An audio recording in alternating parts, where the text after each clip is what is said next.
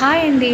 ఇది డెలివరీ ముందు రోజు నేను లేవడమే మా అమ్మ సుప్రభాతాలు పెట్టి మరీ వినిపించి లేపేసింది.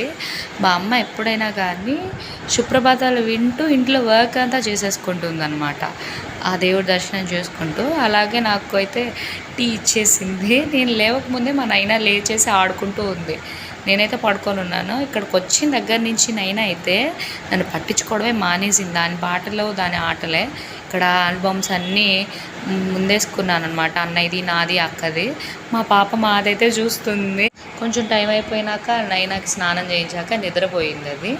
ఈ నిద్రపోయిన గ్యాప్లో మా అమ్మ నాకైతే సున్నుండలు కావాలి అనేసరికి అప్పటికప్పుడు సున్నుండలు చేసి తిన్నాము. తర్వాత ఈవినింగ్గా నైనా వచ్చేసి మా అల్లుళ్ళు కోడలతోటి హ్యాపీగా ఎంజాయ్ చేస్తూ ఆడుకుంటుంది. వాడు మా పెద్దోడు ఆ మేకతోటి పోటీ పడేవాడు. వాడు చాలా